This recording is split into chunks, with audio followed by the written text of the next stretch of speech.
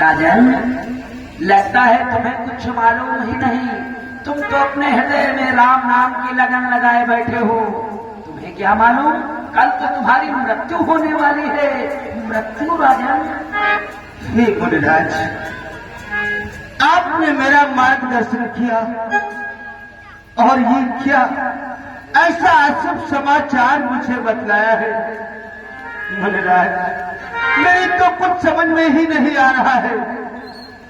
ये कैसा अचरज सन्मुख है, यह क्या मुनिवर बतलाया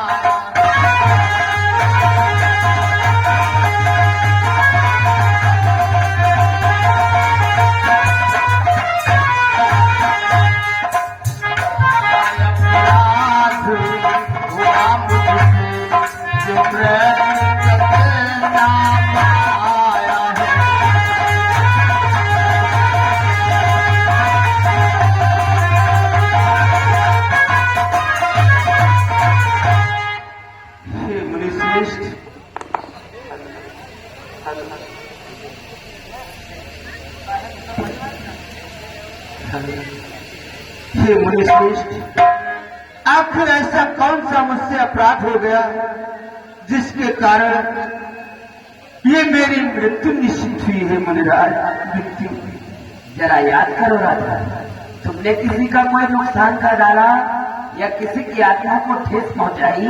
कोई ना कोई तुमने तो अपराध अवश्य किया होगा।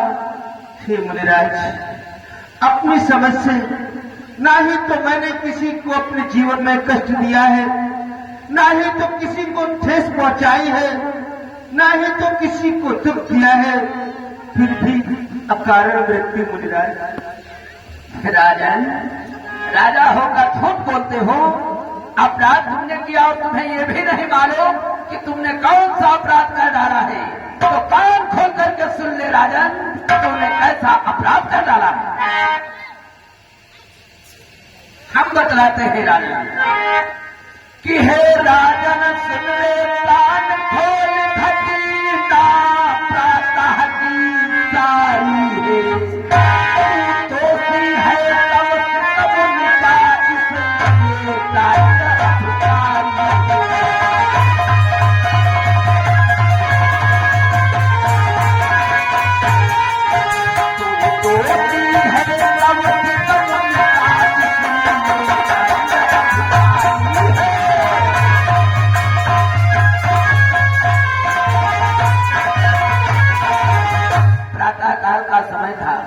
जिस समय महामुनि विश्वामित्र जी गंगा में स्नान कर अपने इष्ट देवता सूर्यदेव को अर्घ्य देने जा रहे थे, इतने में तुम नौका विहार करते हुए अहंकार के मत में झूमते हुए आए।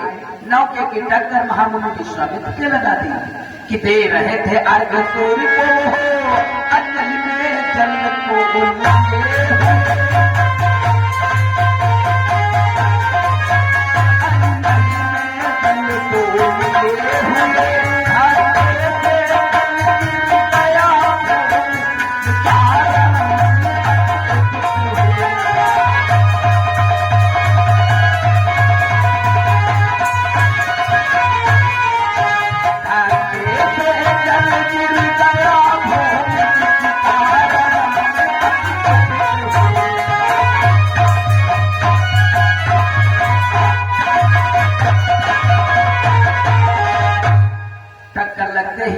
अंजल का जल बिखर गया, रथ खंडित हो गया, सूर्य देवता से ध्यान टूट गया। अब तो आवाज देने पर भी अनसुना कर पलक झपकता हुआ निकलता चला गया। इतने में वह अत्यधिक क्रोधित हुई। उस क्रोध में आकर के जानते हो उन्होंने किया क्या है? क्या किया है? लेकर पुकार फिरता दुश्मन रघुनंदन से सब पुकार कहा। रघुनंदन से सब पुकार कहा। ताहि बतलावे रघुबर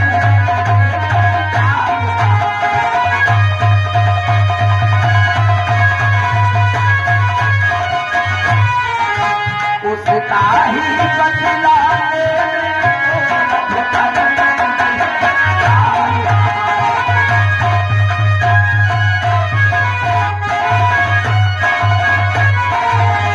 अपने गुरु की आज्ञा का पालन करते हुए प्रभु श्री राम ने प्रतिज्ञा कर डाली।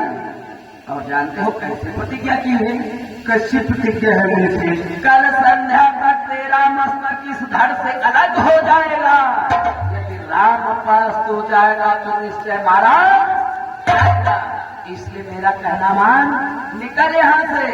कोई संसार के मध्य ऐसा स्थान है जहाँ पर छुप कर तुम्हारे प्राणों की रक्षा हो जाए, छुप जाओ। नहीं तो प्रभु श्री राम की सेना से लड़ करने के लिए तैयार हो जाओ राजन, क्योंकि तुम्हारी खोज में लक्ष्मण और हनुमान भी निकल चुके हैं। क्या कहा मुनिराज? मेरी खोज में भैया लक्ष्मण और हनुमत लाल भी निकल चुके हैं। हे मुनिराज, तब तो बहुत बड़ा संकट मेरे सिर पर आ चुका है।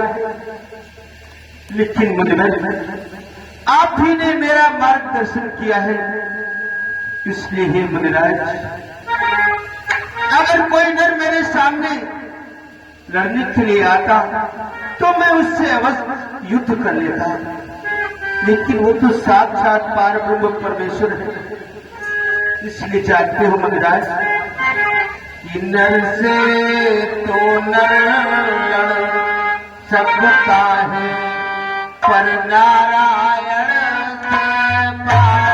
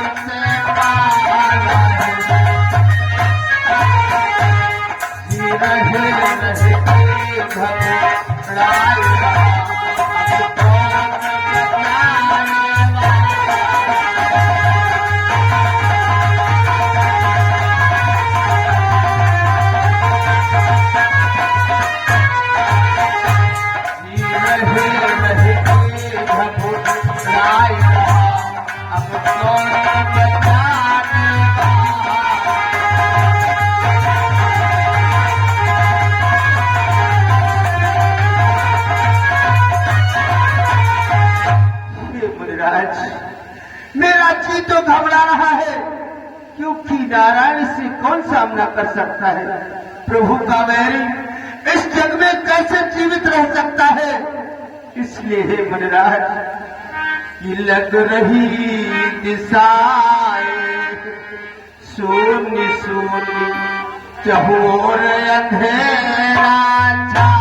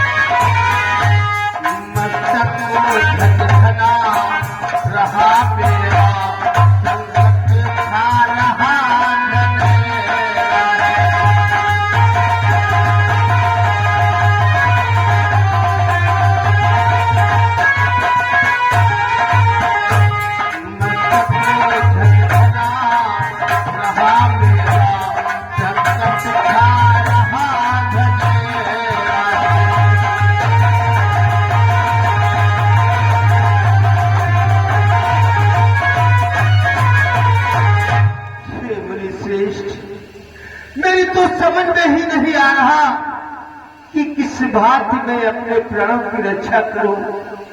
आपने मेरा मार्गदर्शन किया है, इसलिए आपसे एक छोटी सी विनती है मनराज, छोटी सी। कहने का तात्पर्य कि तुम्हें हो माता पिता, तुम्हें हो बंधु सखा।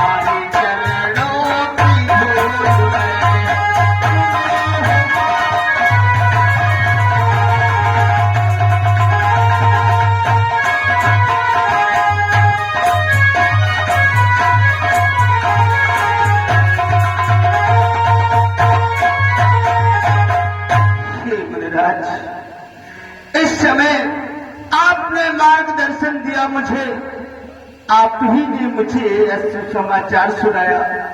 अब आपके सिवा इस संसार में मेरी रक्षा करने वाला कोई नहीं मनराज, कोई नहीं। नारायण नारायण।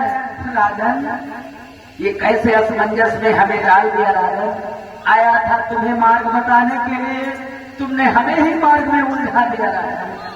किंतु घबराइए नहीं राजन, कि मृत्यु निश्चय कर डाली है तो एक उपाय और कर ले।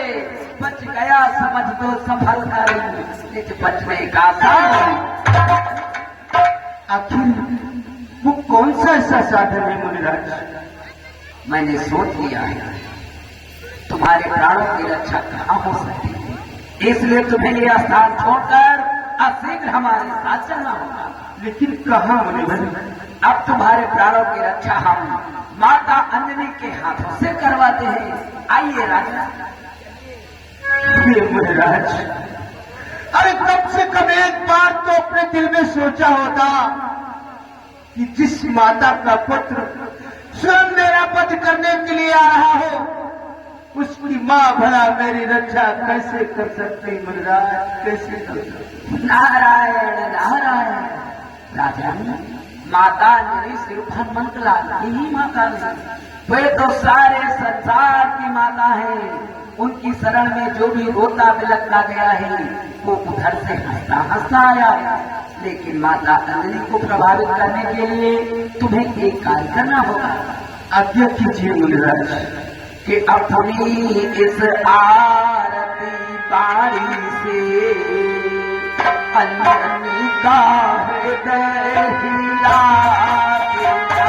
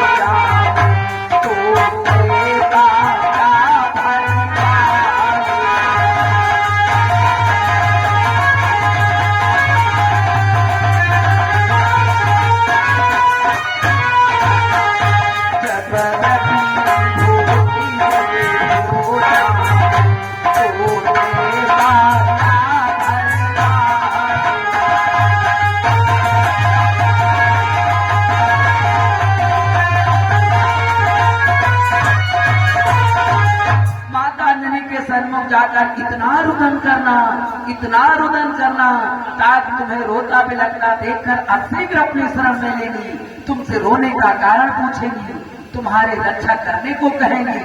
लेकिन अपने प्राणों की रक्षा करवाने हेतु उससे पहले ही माता अंजनी से 3 वचन लेना, त्रिवाचा भरवा लेना। फिर पीछे निज दुख का कारण सब माता को समझा देना, वो तुम्हें शरण में ले लेगी, तुम करुणा रस बरसा देना। आज्ञा में इसलिए विलंब नहीं, आप शीघ्र हमारे साथ चलो राजा। चलो कि ज्योति से ज्योति जलाते चलो, कि ज्योति से ज्योति जलाते चलो, प्रेम की गंगा बहाते चलो, प्रेम की गंगा बहाते चलो।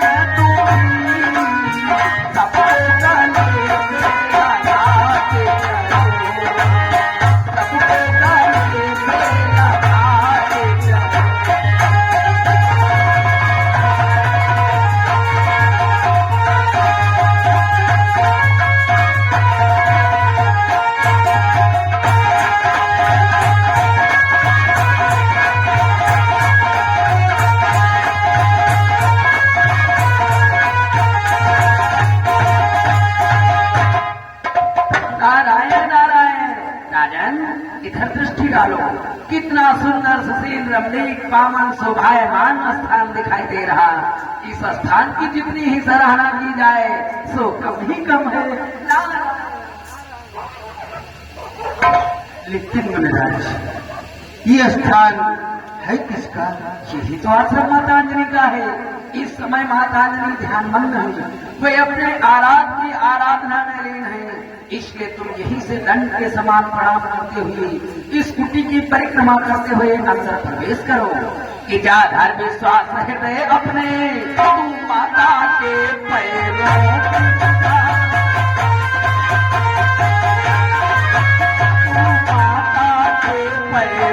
गिर जा, यह आशीर्वाद हमारा है, तू सफल जय होगा।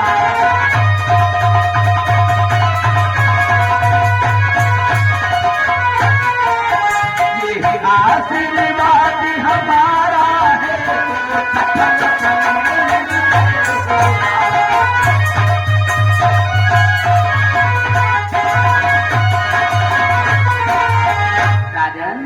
मैंने जो तुम्हें मार्गदर्शन दिया है, इन्हीं पद चिन्हों पर चलते रहे तो हमारा आशीर्वाद तुम्हारे साथ है, तुम्हारे प्राणों की रक्षा अवश्य। अब नहीं चला राजा।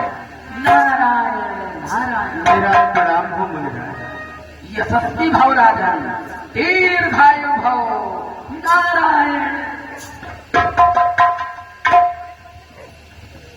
हे मुनिराज, बहुत बड़ी आशा लेकर तुम्हारे द्वार पर आया हूं। एक छोटी सी विनती मेरी स्वीकार करो माता।